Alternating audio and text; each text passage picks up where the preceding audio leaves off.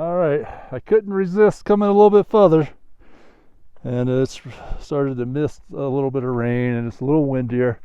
So the wind, that little cloud went by. The winds fell out a little bit now. But I was over there on the other video. This is so cool because it's windy. There's another breeze is coming through. This is why up at altitude things can change so quick. And I should be an advertisement for Tiva sandals, because I have climbed everything I've climbed, almost with maybe one exception, wearing my other shoes and these sandals, and I have wore them flat, completely flat, and almost a hole through them. So I'm not, see, that's the thing. It's if you have a little bit of gear, just a little bit of gear goes a long ways. A little bit of food, a little bit of water, a jacket, some pants, some socks, a hat. If you're really smart, you have some sort of, at least like a blanket or something, survival blankets, something that you can put a little shielding around you from the wind if you twisted your ankle or something that you can. We have SOS on our phones now, like, so this Apple phone should be able to make an SOS call even from up here via satellite. That is a huge advantage from just a few years ago. But look how beautiful it is. But what's so cool is this is volcanic rock. So all this rock here, you see it has little pores in it. That's volcanic rock. And the place I'm staying tonight, the name of the town is called Basalt. And this dark stuff is probably basalt. And so basalt is what we call part of a mafic rock. There's also another one called olivine. But you can see, so this is the kind of mafic rock that they have on Hawaii's made of. So it's volcanic rock that doesn't have much silica in it, and so it's the dark stuff, and this has a lot of crystals in it, or some of that's actually, well, it is that that's also some biological stuff growing in there too. So that's lichen and things that live up in here. But anyhow, basalt weathers pretty quickly. So like this outcrop here of basalt, and then all this ejected volcanic material. This is not basalt, but so a lot of times the basalt, so it comes up through the center of the volcano, from way down deep in the earth, the magma way deep in the earth, and it's not carrying much silica with it. And a lot of times it forms like the center of the volcano. But in the ocean, it's for all the ocean. The oceanic floor is all basalt, and the continental crust has a lot of silica in it. Sand, basically, not sand, but the main element that makes sand or makes quartz. So there's a lot of volcanic activity going on building these mountains, right? And now that I look at this, where we're actually, this is what this is actually. I would assume this is all good probability that what we're looking at here, this ring, is because of this is where a lot of volcanic activity came up through. It's like a caldera, possibly right here. It could be eroded out from something, but I'd say that was what this looks like to me. So it was like there's a big explosion, volcanic explosion, that blew all this stuff out of here.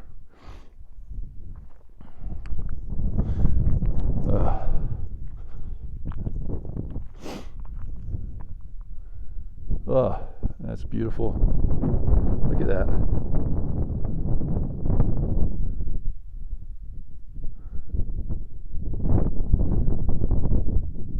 Yeah, some great geology. That was one of the funnest, most interesting things I've ever done, was our geology field course that we did out here in the Rocky Mountains.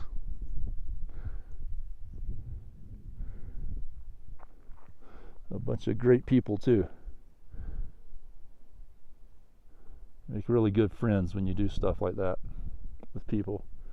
Big group of people all out enjoying nature, working hard.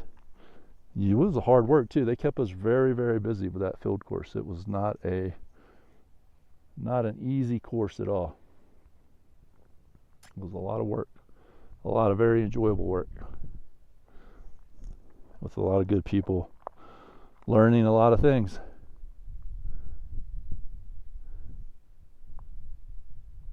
There's some kind of feature down there on that other cross there, and I can't see what that is, but it's really interesting.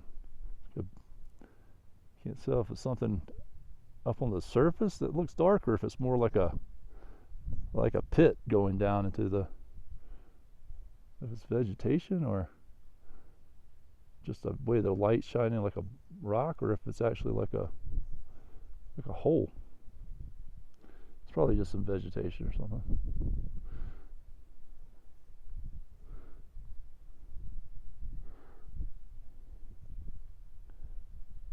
Wow. Oh man, it'd be so cool to come out here and just camp around, hike, have your gear set up so that you have a nice little base camp. Oh, there's a living animal down there. Oh, that's one of those, gosh, I can't think of right off the top of my head. Those little, those things are cool. Shoot, why can't I think of what it's called? I want to say one particular word, but see it running around over there? I don't know if I called it on camera or not. Well, I had to say the wrong, I don't want to say the wrong thing.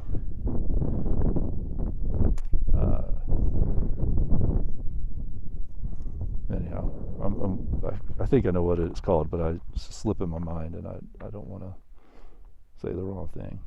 I said something about Ayn Rand's book and being the top 20 most published, and maybe in the 20th century might have been in the top 20 most published fiction works of the 20th century, but definitely not the top 20 of all time. Probably the top 50 of the 20th century fiction works.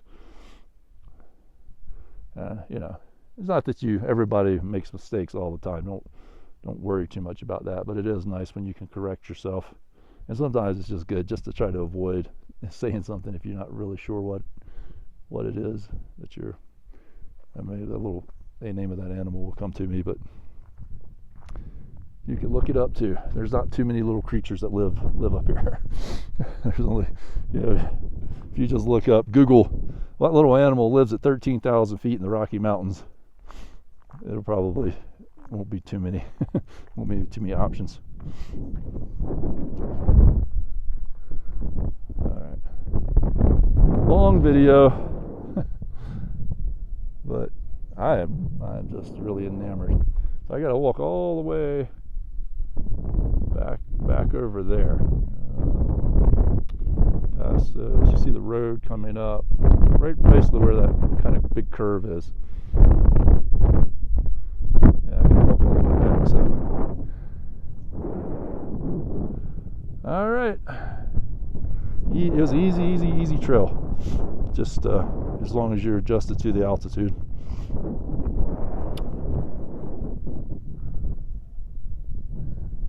And the fact that it's relative. Oh, there's a bird.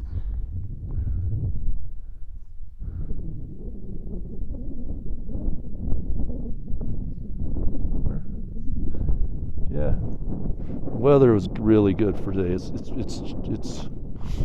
not cold, but there's enough wind that you just basically it's just like the perfect temperature for endurance. Like not too hot, not too cold. So that helps a lot too. The only thing is that smoke. I would say if you had asthma, a person that had asthma, that smoke's thick enough that it would bother them, because it had me coughing. So that would be a problem for somebody if they had a lung condition. Okay, I love you.